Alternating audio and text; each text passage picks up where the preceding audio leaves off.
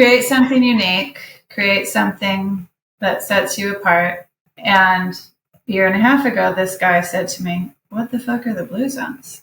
And I'm describing and I'm showing and I'm telling.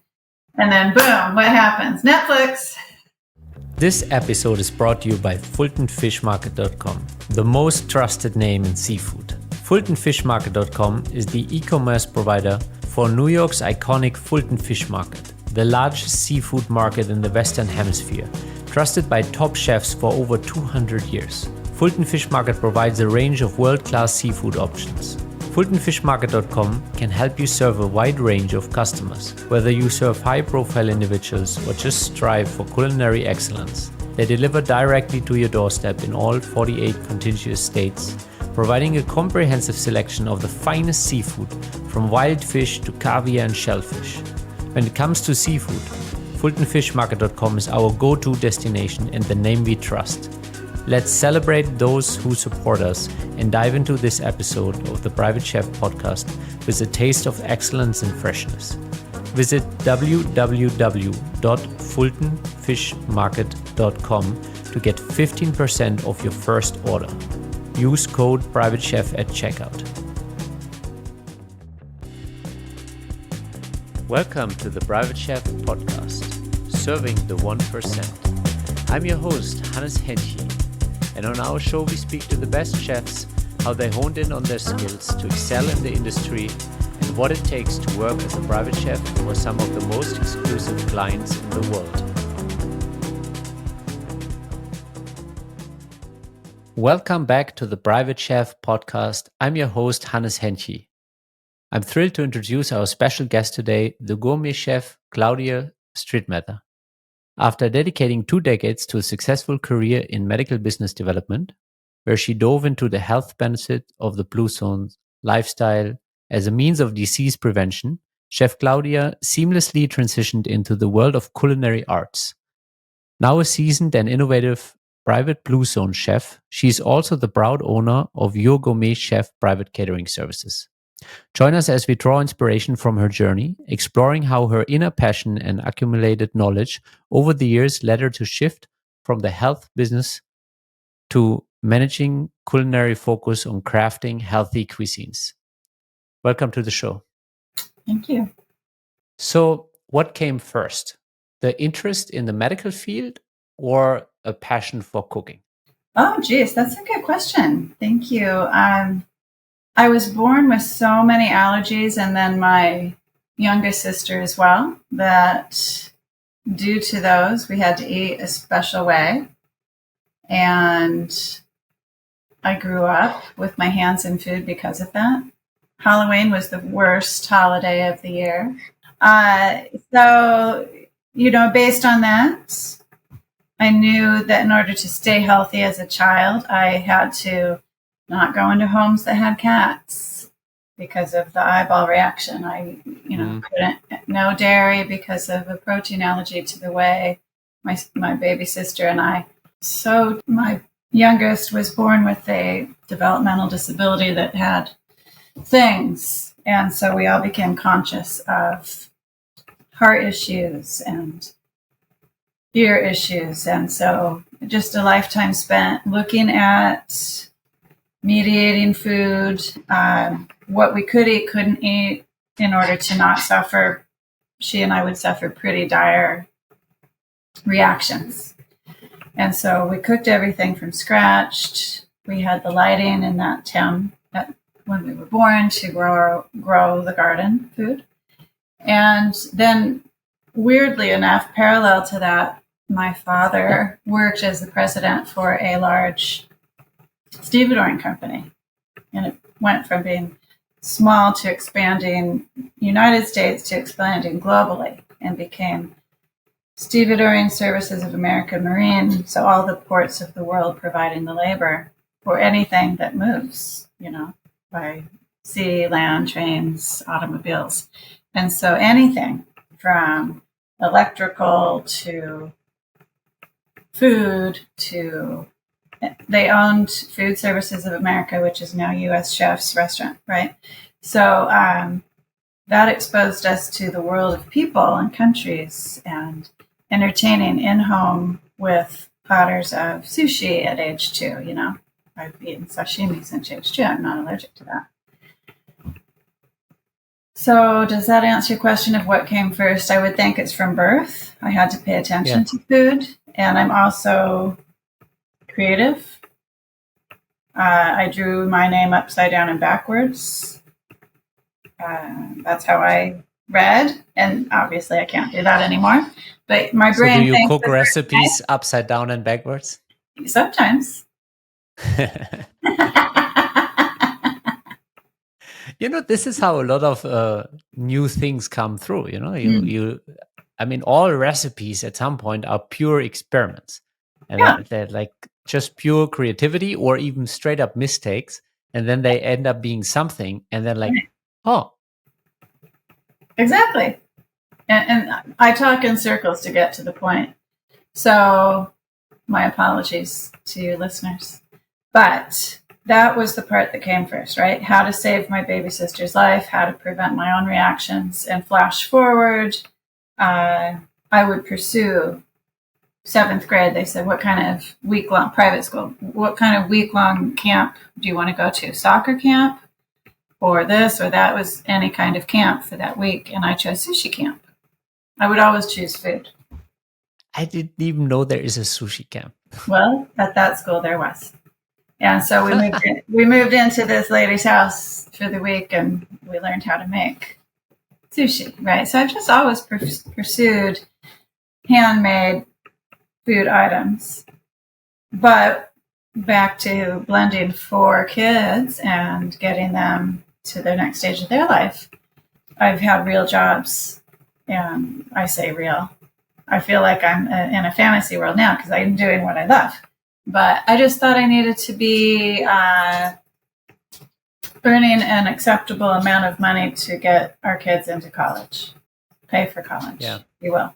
And so 1997, I went into pharmaceutical sales, where your FDA package insert is the piece of paper that comes with your prescription, right? So I needed to be trained by these companies that I worked for my whole career to sell to that package insert so that I'm legal in representing the health benefits. And it was always of the blue zone disease states that we're preventing, right? The high blood pressure, the high cholesterol, the metabolic disorders that include type 2 diabetes, but others. And so I learned of the medical benefits from the person who owns the trademark, John Buettner, right? We started buying his books at Diadexis, where we sold the plaque test. That was to see if you had plaques in your body that were prone to rupture. The doctors would say, okay, I have this indicator. This person has plaques prone to rupture. Now what? And so concepts that we used back then were to follow. And you know, if you guys look at the show on Netflix, read all of Dan's books back through 2008. He and the doctors with him give evidence-based scientific papers on the benefits of eating and using the magic of the blue zones. So when I left medical in quarantine and started my food business, I wanted to cook this way. And I've gone through certain evolutions to get here, but that's how your gourmet chef was born. And I do private parties to the top 1%, private events, any topic where they want it to be gourmet plated, beautiful, but using the components of Blue Zone. So having looked at kind of the medical application of what are FDA approved either medications or treatments versus food, where do you now, or from a personal perspective, it doesn't need to be too scientific, from a personal perspective, where do you think a client or a human has more leverage to change the outcome of their health? What were the options? Well, FDA approved medical treatments or meds, kind of pills, or food. Oh, okay. Well, I pursue food now myself. And maybe it's because of what we witnessed with the two schools of thought during quarantine, right? The vaxxers or the anti-vaxxers. So there's always going to be two schools of thought. So I started pursuing wellness through the blue zones, which is food, right? That does not negate the fact that I have underlying health condition. You know, I don't have a thyroid. I choose to take thyroid. I could take some porcine product. I choose not to do that. But for the most part, if it's not going to kill me, and I know that if my blood pressure is super high, I'm going to take a blood pressure pill to lower it. Yeah. Simultaneous to that, I am going to do the exercise, diet, and lifestyle. That's not always consistent. So I do like to have a blood pressure pill to keep it steady.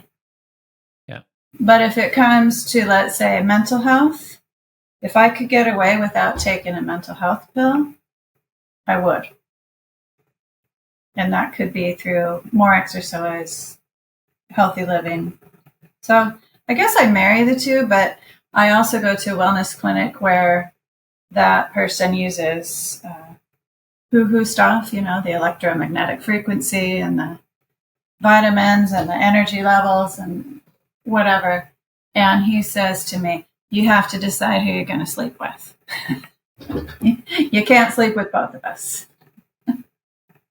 Yeah, I think that's not true. I think there is a place for FDA approved science based, and then, but I also see the limits of science. Like when I look at patients, when I look at my clients, I've seen people struggling if they're trying to go too foo-foo, and I've seen people struggling if they're only in the this is proper science camp. And and funny enough, we kind of spoke about that before we went live, that on either end of the extremes on the spectrum, you probably won't find the truth. And one of the things that I've seen, for example, in my dad's health, as I've been kind of helping him on his own journey there, we definitely had a lot of leverage through food, but we also had to acknowledge there is a limit to what diet can do in an extreme situation of health. But for example, you mentioned blood pressure. We were definitely able within 8 weeks to pretty much take him off his blood pressure medication that he'd been taking for multiple years before. We just didn't intervene at the same level of intensity. Like initially, he was just going about his day, and the pill was there to adjust towards regular habits. It was like, okay, this is how I live. How do I get my blood pressure down? It's by taking this pill. Then when his health declined and it was maybe obvious that we have to make real changes and he was willing, we shifted his entire diet. And within 8 weeks, the doctor said, hey, you know, the blood pressure medication that you've been taking for years, you actually don't need it. And that was simply through food. We didn't, he wasn't really willing to add additional levels of workouts or something. That was only through food. But to me, that was already very powerful. And you could see it also in his skin health.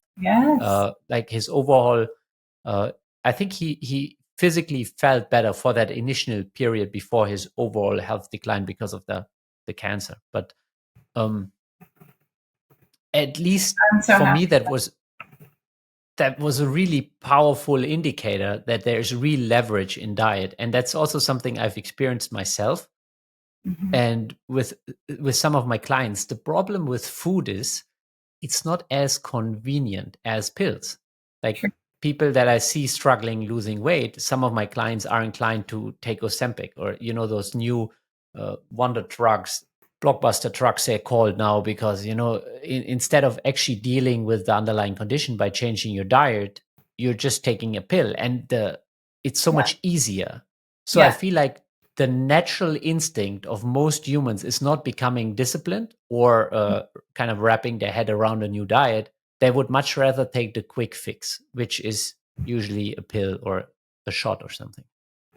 Of course. You see, that back here I have my 2006 to 09.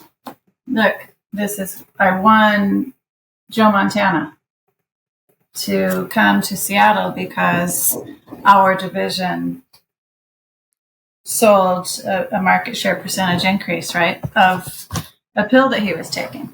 And so that's an example of someone we know probably eats well and is probably fit, but he needed something in order to keep it at a level where he was not in the danger zone.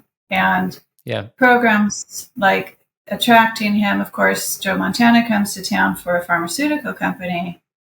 Then he hits the news media, and it began a public program at the Seahawks games called Blood Pressure Success Down, which now we're standing at the display booth before the games taking blood pressures. But, wrong channel. We have guys with nachos and beers getting their blood pressure taken who don't care. Yeah, I was just about, that's like the funniest place to take blood pressure, because I feel like if somebody is out for game day, or even, I'm literally thinking back to when I was in your town in Seattle for the concert. I was like, it's fine today. We will have nachos and pizza from the stadium. Yeah, and you just plan on that headache and that stomachache. But I'll agree with you. Like your dad, if I have periods of time in my life, we have a musculature issue in our family that's genetic, and so I need to take a blood pressure pill.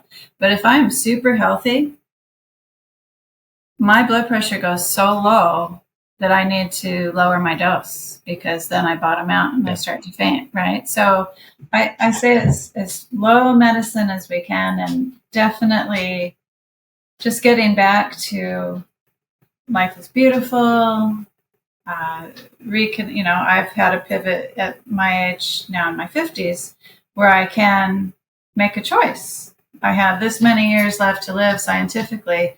Why not increase those years eating delicious food that looks pretty and brings out my creative side, where I love to use my hands, back to that thinking upside down and backwards, and getting to seek giving joy to people, watching them have joy by tasting the food. We talked about a celebration of life held by some people that probably work for Twitter. And I get the whole background, like what makes them tick? How do they eat? How do they think?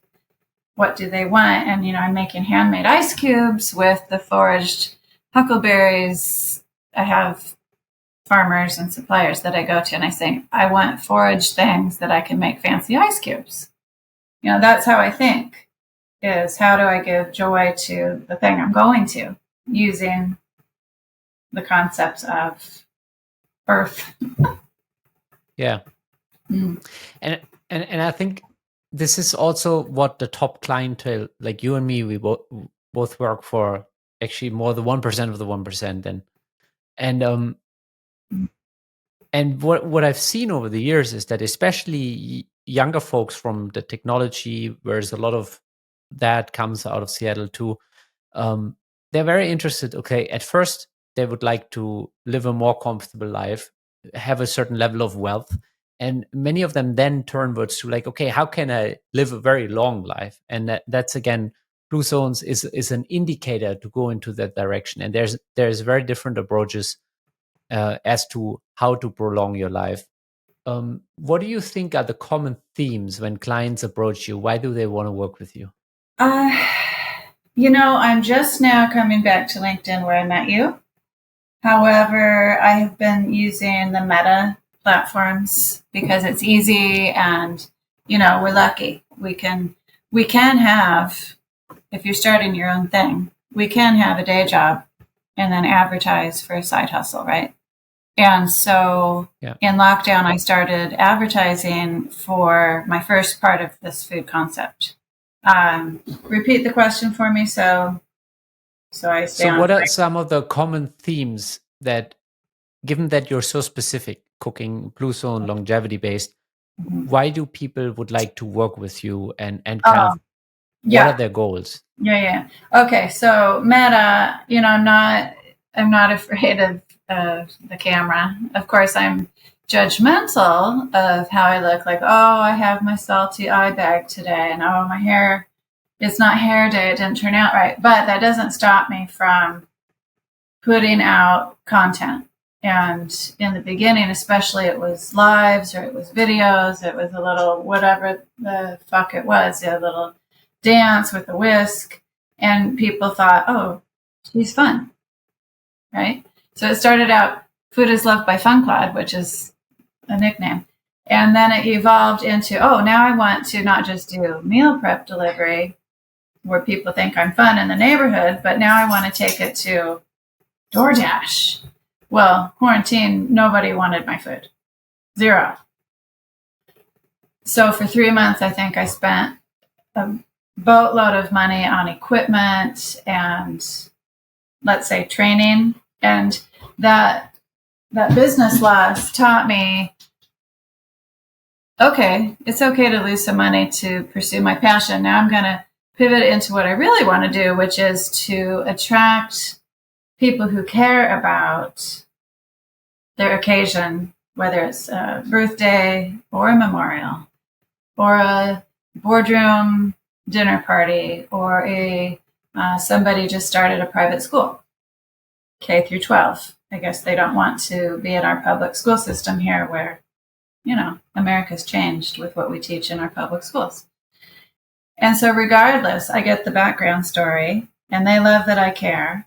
And we go through everybody's allergies at the table and we write out the menu. I have it all prepped as much as I can, ready to go. So they don't have to see me in their kitchen all day, right? They love that. I'm not a staff private chef. I'm a private event private chef. Now, should they want me to put on the show, I call it the show, I totally do that in person. So I have done the baby shower where they want to see me grind the 5 meatball, pan fry it, and roast it to get the smell in the house. So it's like a show, right? So if they want to experience the show, I bring that. If the community that's present, even if it's a memorial service, based on my lifetime in contracting to decision makers, I can read the room, and I'm also an empath. And so if they're sad at the loss of a loved one, I'll bring in the mimosas and say, does somebody want to have champagne? And they say, sure. And I go, do you want a spoon?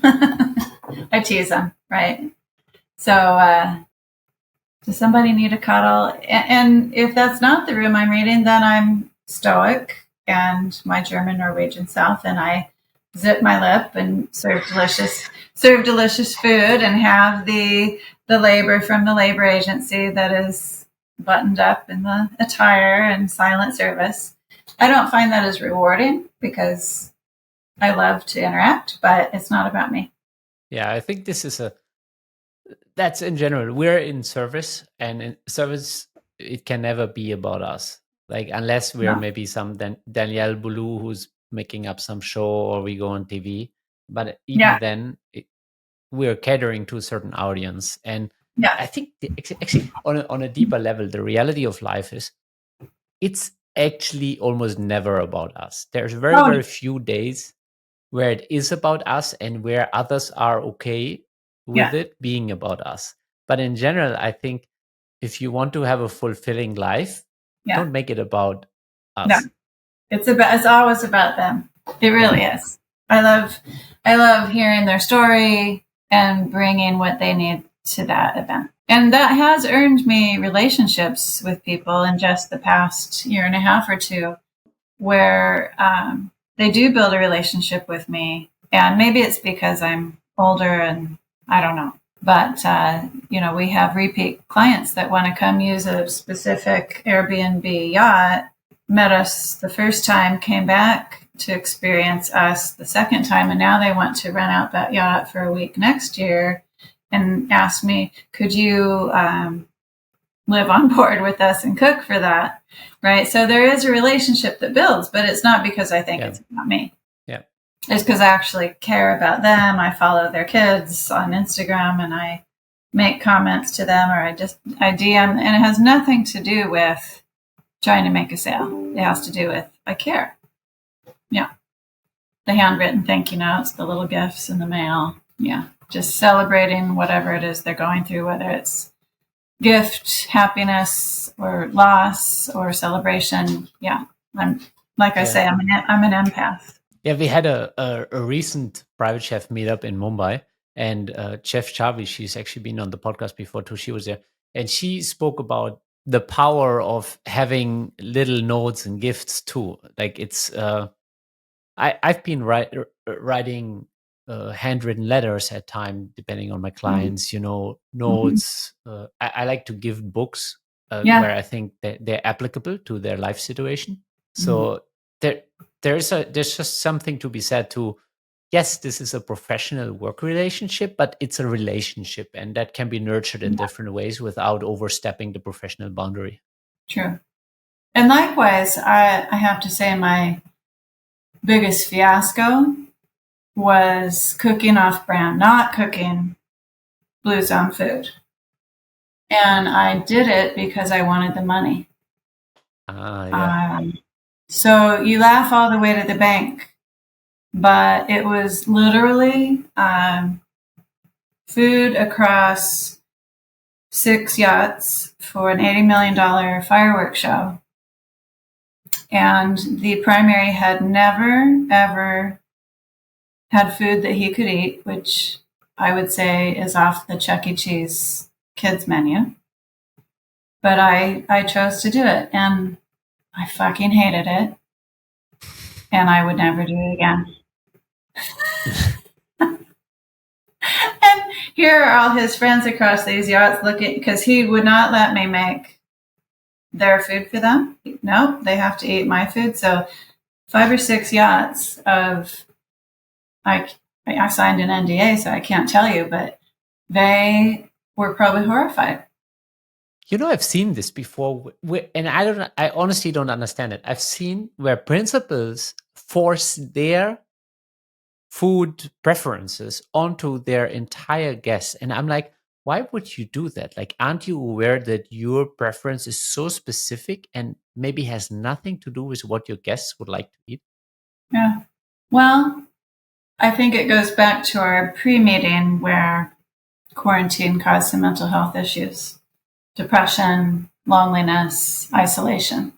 And I think he was in a health situation, and he thought, I think that despite having all the virtual connectivity that has never been there, there is a sense of real life connection that isn't there in people's life. Which, like for me, a 30-minute walk in the forest, just spending some time in nature, I don't know, jumping in a real stream outside, or that has a sense of connection to life. You know, that you can have that in a conversation with another human being, and but I feel like there's so much information, there's so much virtual attention, but no real sense of connection. And I think that all of that amplifies some mental health issues, and it gets more and more obvious. It's almost interesting. Maybe some people think you can't see it, but you can see it in the way they interact with the world. It's almost like it spills over from their mind into their actions. Yeah.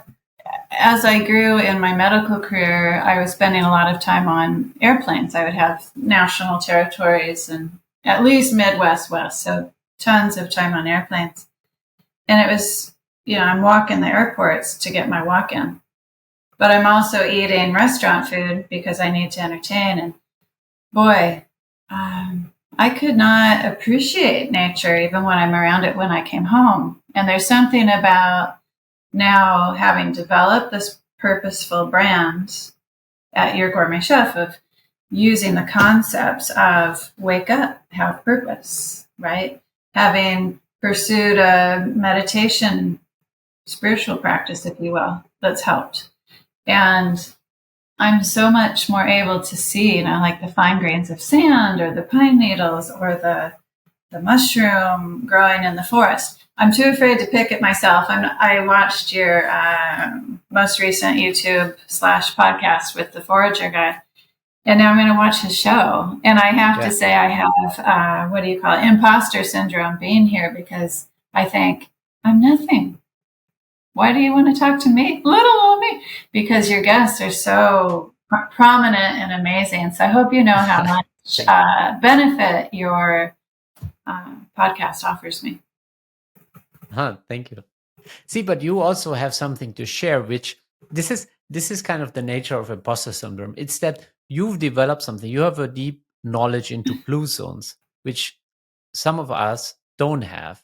So this is something that you've developed over decades and you can speak about. So we all have something that we are very knowledgeable about that we can share. And the forager, he took a deep dive into the woods and into speaking about foraging with him is just like one of a kind. Yeah. And he's really dedicated his life to it. But in the same way, you've spent decades studying the blue zones, which is why we're talking about it. Yes. And I'll tell you, I'm revamping my website because I think I've even heard you talk about, you go through every 2 years, maybe an evolution in what you're doing. And so about a year and a half ago, I got this website up. But the longer you get going, you attract different coaches. So I've selected a coach who says, hey, you're on this adventure. And yes, you're incorporating the elements of the blue zones, and you're getting repeat business, and you're fostering this community locally in Seattle. And I'm sure that if I visit the grown daughters in Arizona and Florida, I can attract a dinner party there if I wanted to. But your website is not high level. You're wearing mint green oven mitts and an orange sweater, And I said, I like that. I like how that looks. She's like, but that's not your client. And so then I have to consider that. And so now here I go into the next evolution of seeking the people that want to work with me to do that. And so then I do my homework and find those people. And so I came to LinkedIn and I found you, and you're helping. All your people talking are helping me. So create something unique, create something that sets you apart. And a year and a half ago, this guy said to me, what the fuck are the blue zones? And I'm describing and I'm showing and I'm telling. And then boom, what happens? Netflix, the Netflix show. And now he thinks I'm a genius. And he's coming back to me saying, you were right. I don't know. What do you mean I'm right? I'm not right. These guys did their research. You know what's really funny? 12 years ago, 13 years ago, I started meditating and doing yoga. Oh, good. And back then, at least in my circle, I looked like a complete nutbag. There was nobody meditating. Yeah.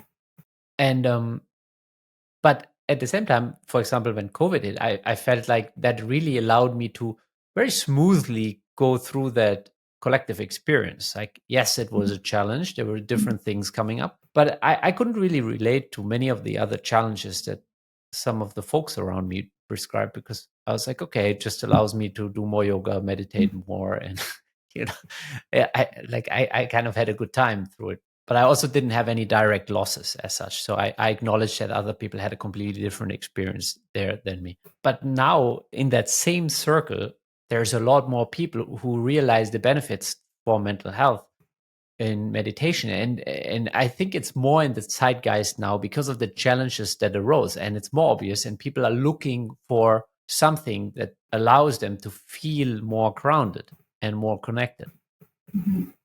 And I think from everything I've experienced in my life, and whatever substances, from alcohol or food, whatever I try to appease myself, the most powerful thing I've experienced till date is, sorry for the interruption, but we gotta share the news with you.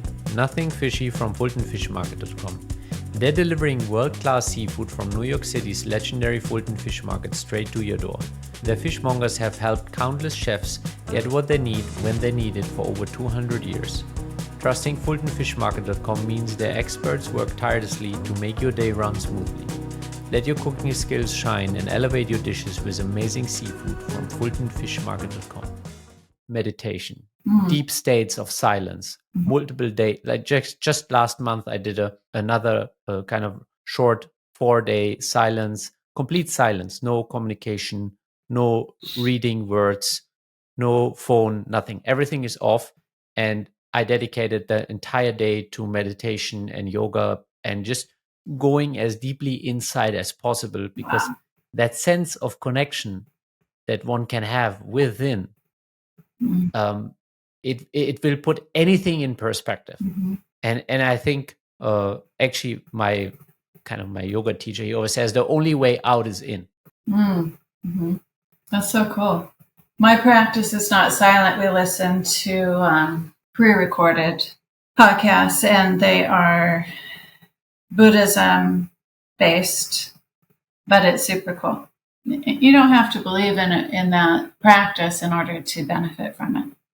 I do like that part where it says, you concentrate on the breath, you breathe in, you hold it, and then you let it go and you hold it. And it's that gap that is life, right? Because you stop having the intake or the outtake and you're on to the next, wherever you're going. Got to make it worth it. Yeah.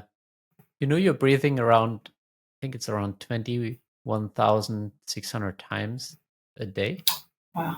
Cool. And I guess the art of feeling connected is just becoming more and more aware of breathing. Like the easiest access, the easiest connection that we can have is just being with the heartbeat and the natural pattern of breathing without actually changing it or trying to force it.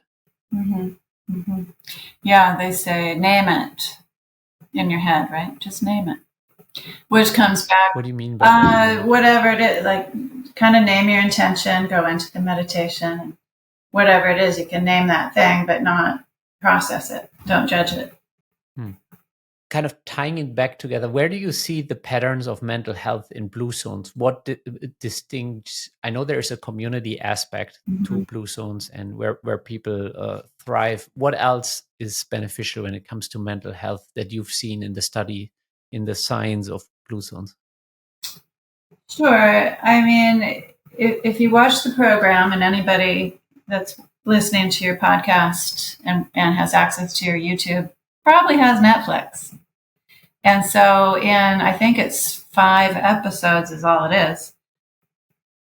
You can see what Dan Buettner says about that based on his data. But I will say that what I've studied, and I've been buying all of his books since the beginning, as far as this reset for a good life, where you have name all the good things in life, you start to get all that back and then hopefully keep it, is getting a purpose, right? We have to lead a purpose-driven life. And when you study the areas on the globe that Dan Buettner has named, I believe he just added Singapore and has perhaps taken away, this is a poster of Okinawa, is based on statistical data with points of purpose, stress, loneliness, smoking, having that village concept, everybody gathers together mentality, or he has different names, like let's say, is it Mohai? I don't know his word.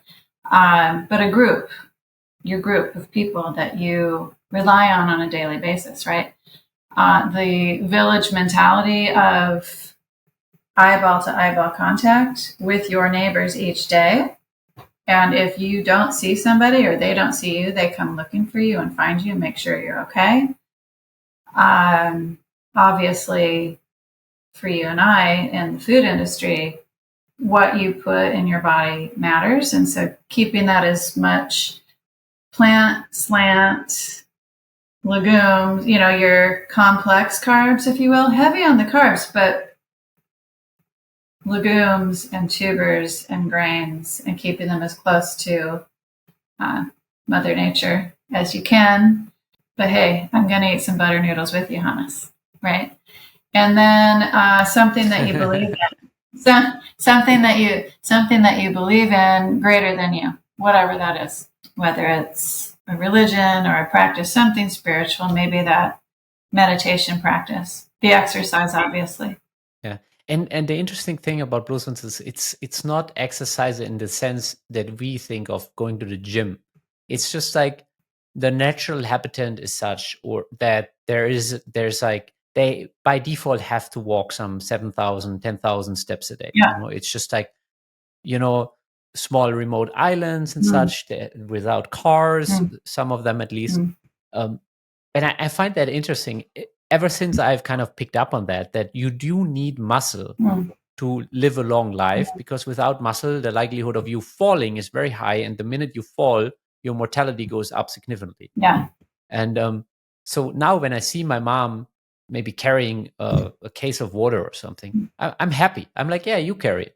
Good for you. You need the muscle. And it might sound very like, oh, you're the young one. You should help her. I'm like, well, I'm helping her in the sense that she will retain muscle mass, which will help her live longer, and I'm encouraging her to be strong and be able to play with her grandchildren. Yes. Because I think you have to find a motivation for people. Like, why should I do that? Like, why should I challenge my body? I'm like, because 10 years from now, you still want to play with your grandchildren, or you want to be able to do a small hike. Yeah. And I think people don't quite connect the dots.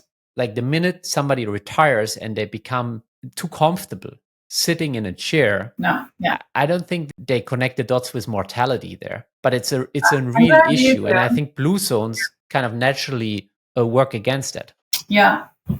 Something about the episode of Okinawa where they're sitting on the floor to do the prep. Something about that position.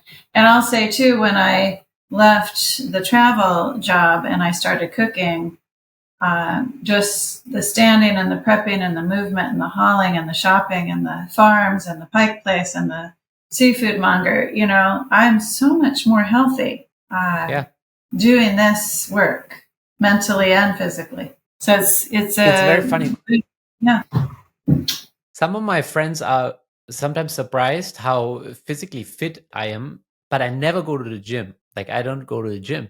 All I do is I work. I enjoy physical work, and I schlep groceries for my clients, a lot of it. Sometimes it's, shopping for 8, 10, 16 people. It's a real task. It is. At the same time, all I do is my yoga practice. Perfect. And there's still, the other day we were doing some real physical work here, taking down, I don't know what the English translation is, but it was like hard metal pieces. And I was surprised that I was able to handle it in a way that some of the other folks weren't. And I was like, this really works. This approach to just don't avoid discomfort. Like, take the stairs, schlep the groceries, carry the case of water. Don't try to get too comfortable, and life won't feel as hard. Correct. And if you're built like us, then you pursue a community, right? So you're pursuing the communities that you pursue, how I found you. I love, have you heard of, maybe not the Seattle freeze? Because of the weather, we stay indoors, especially now, and people don't connect. And so people will come here for a few years and leave because of the freeze. We froze them out. It's not social. I lived here my whole life, and I say I don't subscribe to that mentality. If you move in next door, I'm bringing you a homemade pie. Right? Yeah, I'm getting your phone number. We had a neighbor who was in a wheelchair with MS for, 30 years. Nobody ever went to visit her. I did.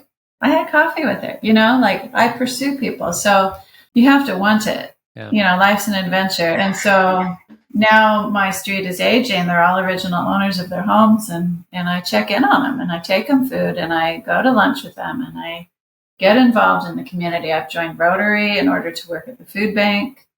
I've joined a neighborhood block thing where we take Tent City homeless a meal every Wednesday.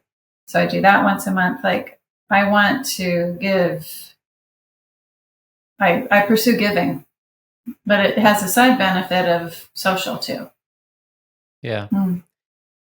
I think it's Tony Robbins who says the secret to life is giving.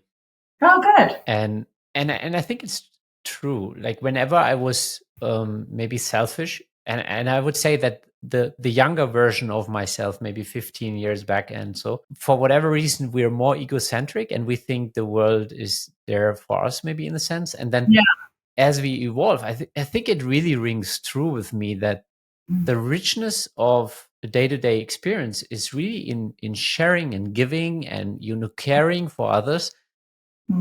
And that those days where I do a lot more for others are so much more rewarding. Like, there are a couple of instances where I was really able to help chefs here in the community, to leave one family and go to another family and maybe double their income. Sure. Just have a better family to work with. And there's nothing in it for me, but it's so much more rewarding than even maybe cashing a big check or something, because it's the money. And I think actually seeing our clients, there it becomes the most obvious to me. They live better than kings and queens. The kind of comfort that they have is unfathomable.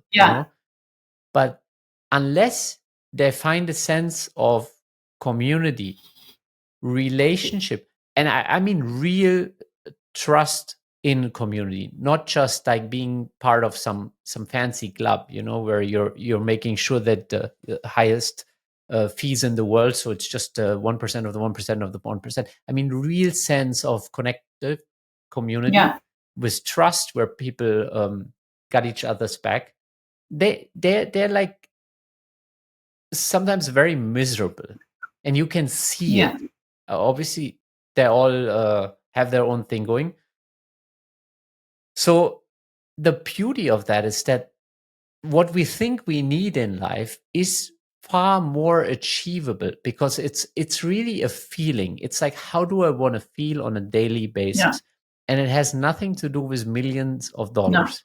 And it is all to do with, how do I conduct myself and my relationships? Do I have a sense of purpose? Do I move my body in a way that invigorates the heart and, kind of challenges my nervous system at times and challenges my muscle?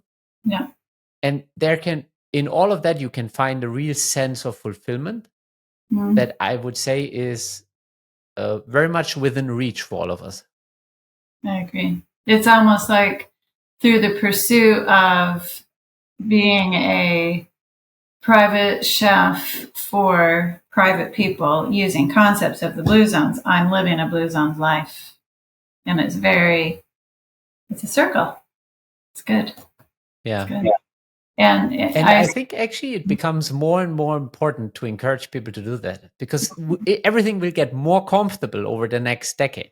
Like, now we have AI, so the technology part.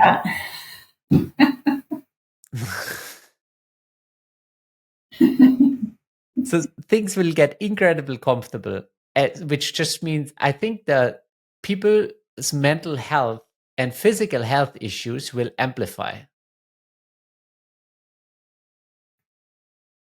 For the worse. Yeah. I mean, I think there's a two-way stream. There's people who are already tracking their health, and they will use all of the technology, like Brian Johnson, for example.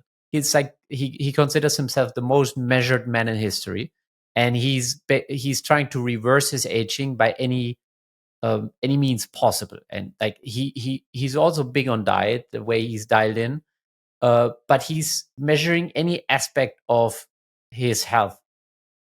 And then at the same time, there is a lot of great tools that we on a personal level can use. Like, for example, I got my parents an 8-sleep bed, and that gave me a real handle, a grip on my dad's health.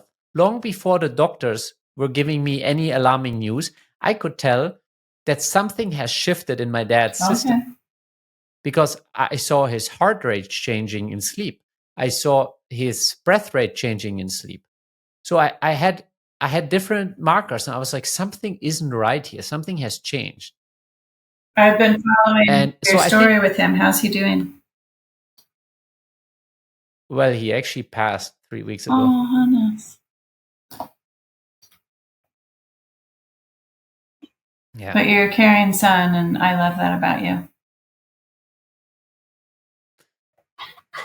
And I'm really happy. Yeah, you know, I was in the middle of a contract, Mm. and I said I have to go home now. I listened to that.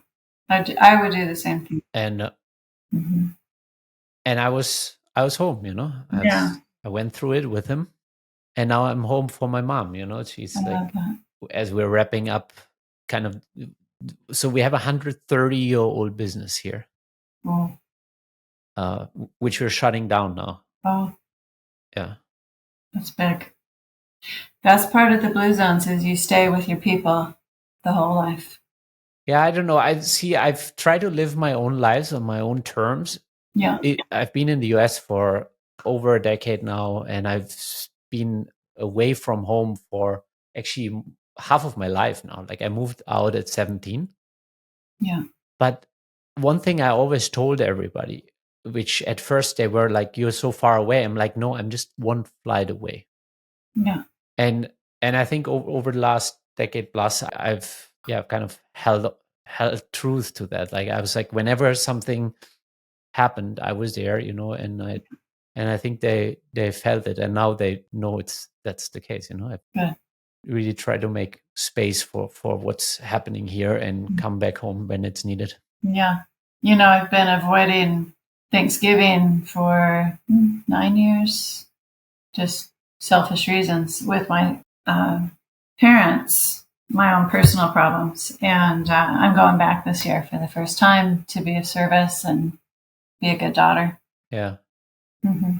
You know, the way I look at this too, and this might be actually from a selfish perspective. This is like, obviously there is a fact where I want to be there for them, but I'm also looking through the lens of what will I have the biggest regret when I'm 60 or 80?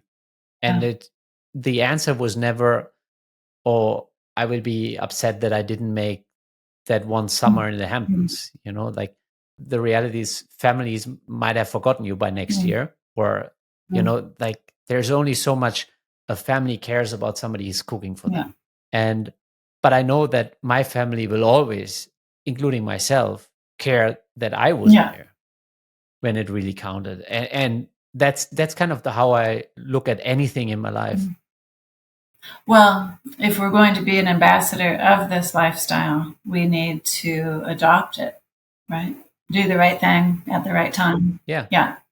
And it's not always easy. Like it means leaving sometimes your own dreams on the table. It means putting yourself in the back seat many days. But I find this so incredibly rewarding at the same time, and I wouldn't want it any other way. Awesome. So I have a question for you, your opinion. I have folks that are pursuing me for Blue Zone food to be made for their gourmet dinners on a delivery basis. And then I have people pursuing me to cook for me. What's your opinion on that as a business model? Because I personally don't want to make nightly dinners and drive them myself. But I do have the commercial kitchen, so I could add it on. So usually I think you can charge a higher premium by cooking food in people's house for them and serving it live. I think not everybody, but the minute you start delivering food, as much as you're catering to them, they might start comparing the price point to delivered food.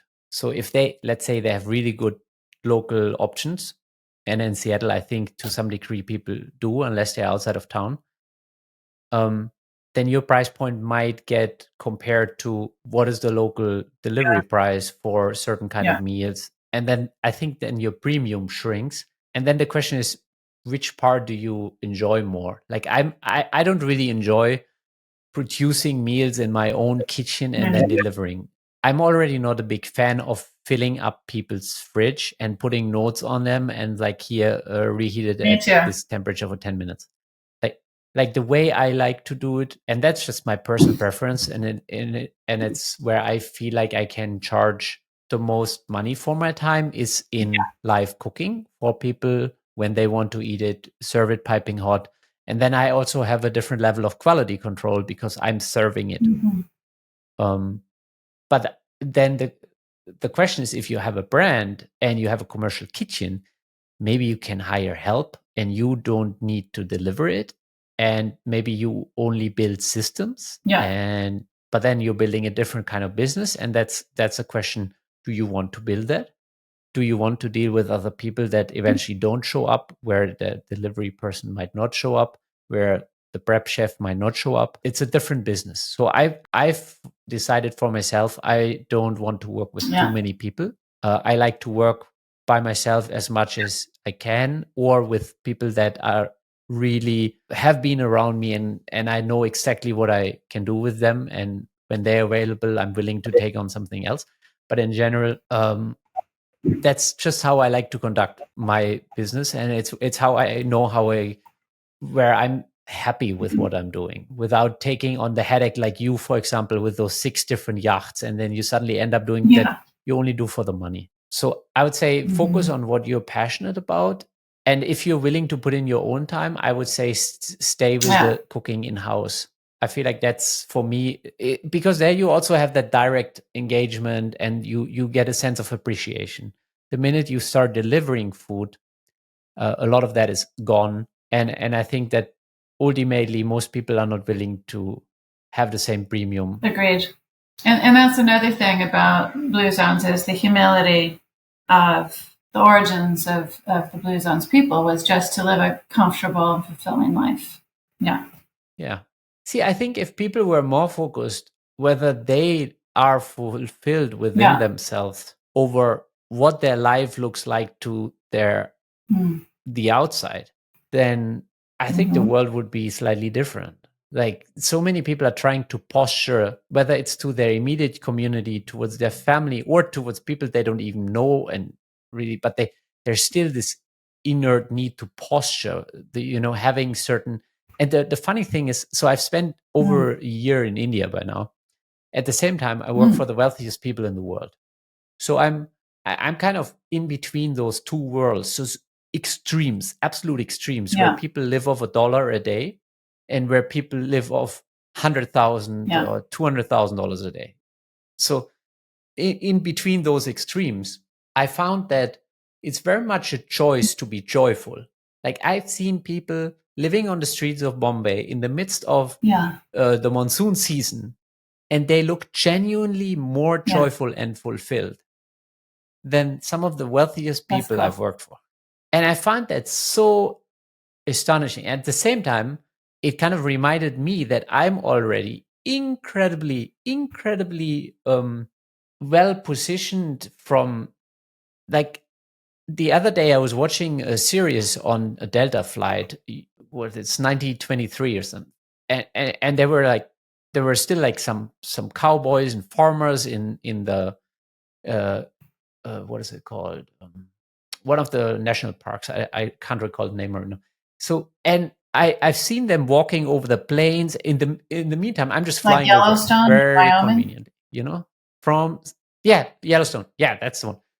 Can't believe I couldn't recall that. So meanwhile, I'm sitting in a flight from Seattle to Frankfurt, just flying over the whole headache that they had.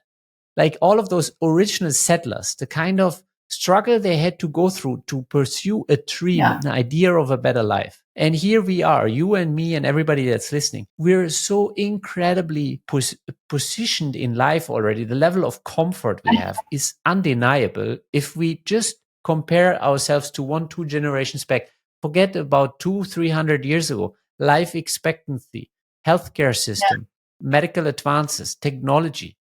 We just have to get up so grateful every morning by default. Just have to. If we're not happy tomorrow morning, by default, unless somebody has died around us, if everybody is healthy and nobody has died, we should just be like like this every day and be like so thankful and I grateful. love that. You know, both my grandfathers, one was a mailman, one was an electrician for public utility, right? They could never have done what we're doing right now. This didn't exist, right? I remember the first time I spoke to my dad back then, is 15 years ago now, almost. When I was in Spain and I was on Skype back then with my grandpa, he couldn't believe it.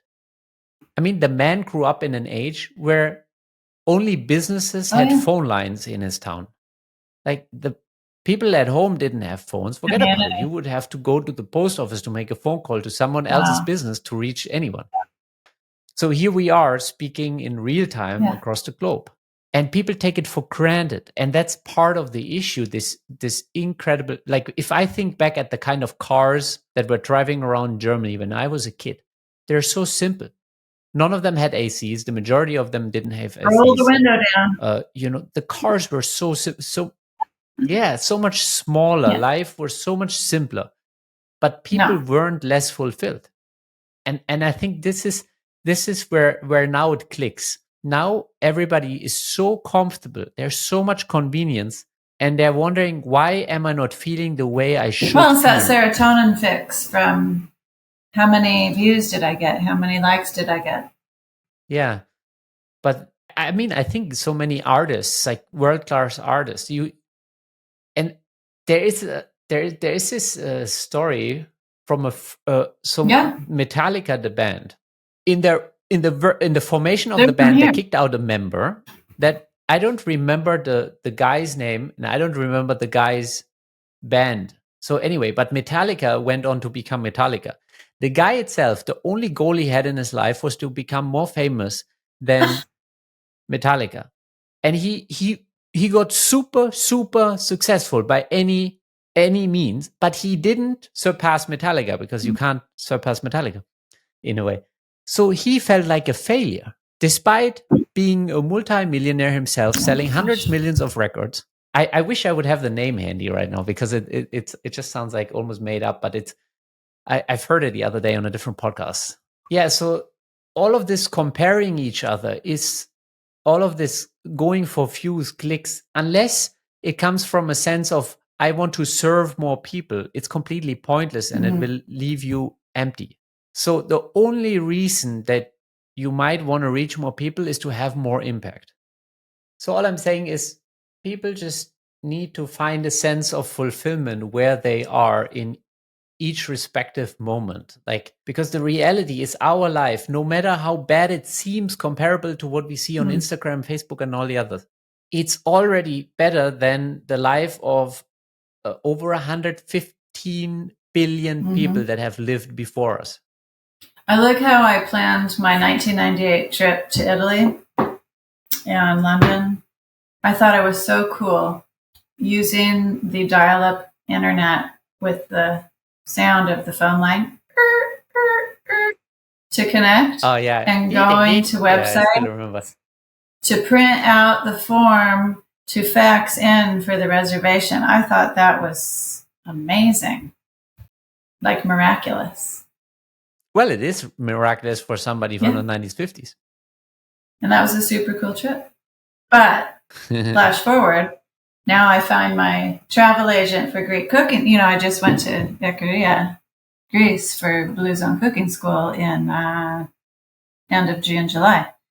And I found that travel agent on Instagram locally, and she planned our trip for us.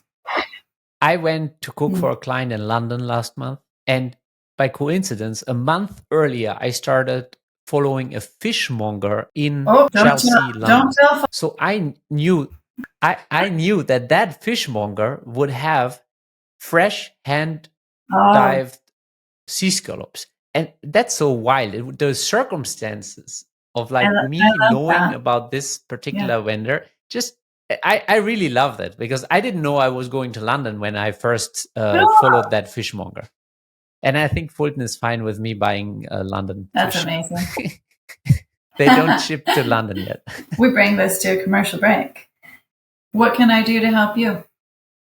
Well, I guess spread the word with your chef friends. You know, I really want more chefs to be engaged as a community, and more from a Yeah. standpoint of sharing knowledge, where we can all learn from each other. Like everybody has Yeah. something that we can share, and I think we've all already kind of proven that over last year, that as a little beehive of chefs, sharing knowledge, sharing market prices, what we charge, we can help each other as a community to establish certain standards. Also, that's a conversation that I started having with agents, where people gather, you can establish certain standards, and because the community is so secluded in individual estates, we usually don't have standards, and everything is up for negotiation within each estate.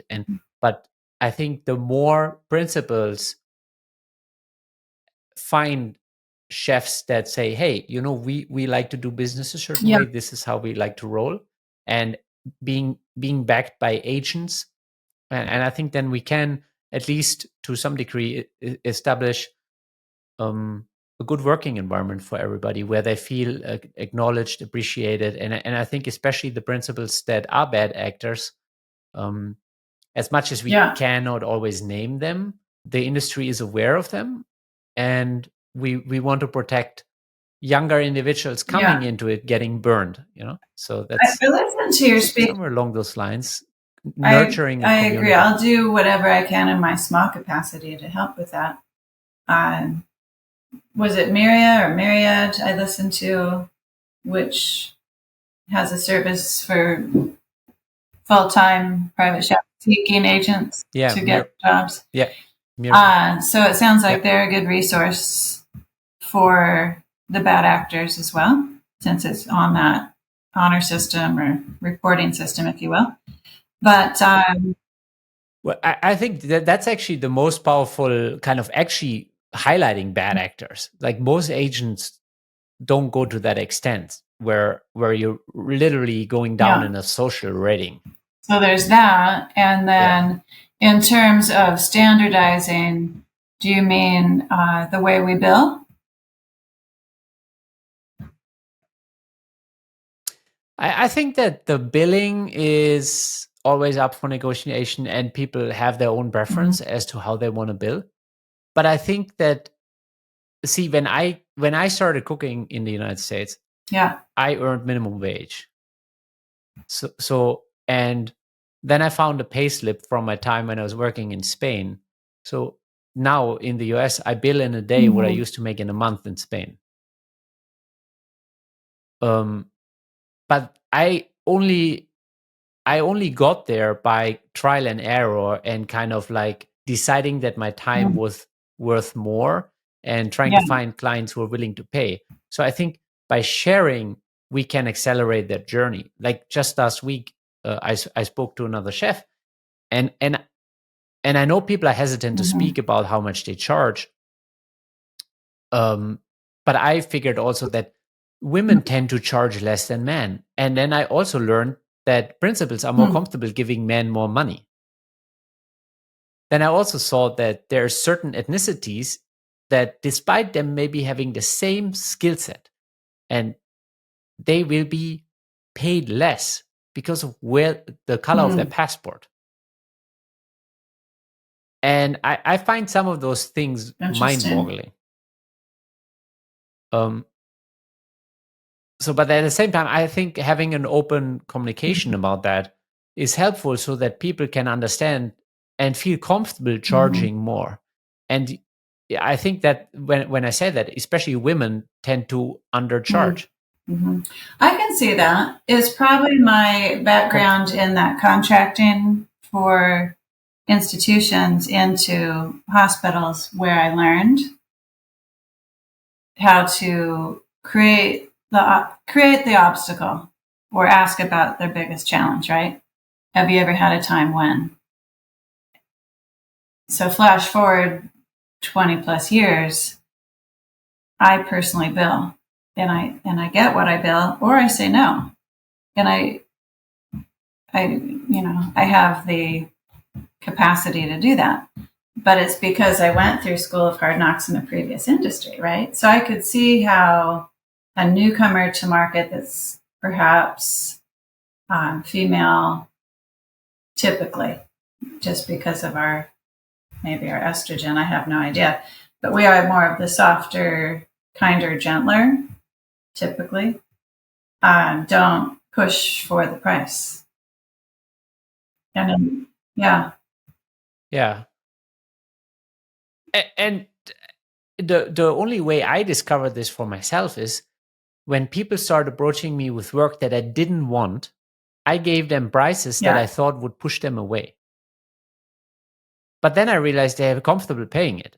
And then I was like, okay. So then I started playing with that. And I realized that there is a market for that. And I also realized that if I position myself a different way, more professional appearance, more professional billing, more timely communication, more professional menu appearances. If you check more of those boxes, if you have a certain kind of language that you're using towards the principal or whoever you're dealing with, each individual one compounds into a different price tag that you are able to apply. I'm working on my customer journey, and I do have automation now, which is helpful. And there's a questionnaire that leads them to, but they do understand coming in. I charge at a price per person plus. And in Seattle, I the first coach said 20% event fee to cover time, labor, materials, food, right? But they didn't like 20% event fee in Seattle. So I've changed it to time and materials, food receipts provided, gas, delivery, whatever, if they need to see that. But time and materials is enough in Seattle. So cost per person, obviously a minimum. Yeah. And then also, if it's above a certain number of people, even though my automation allows for a tip, I have built in industry standard 20% tip, and they pay. Yeah. And like that, we all have to find what we're comfortable with. But again, I think being open as a community helps understand that, like, initially when I came to the United States, I had no idea there's private chefs earning $150,000 a year. Whoa. $200,000. I didn't know that. That's great. I think this has been a very diverse, well-rounded conversation, Claudia. Thank you so much for making time. Where can people connect with you, find out more about you? Thank you. I typically go by Your Gourmet Chef. And so my website, yourgourmetchef.com, YOUR. And Instagram, same, at Your Gourmet Chef. Facebook page, Your Gourmet Chef. LinkedIn page, same. So, yeah, that's my handle. I'm actually surprised that Your Gourmet Chef was still available as a handle. Isn't that amazing? I agree. Well, I love hearing all your people's stories, Thomas. I'm so sorry for the loss of your father, and good luck to your mother and you and your wife. Yeah. Thank you. Yeah, thank you very much. We'd like to thank our sponsor, FultonFishMarket.com, the best seafood in the nation, trusted by the best chefs in the world. Aside from offering premium seafood, they also make life easier for you by delivering all these outstanding products right to your doorstep.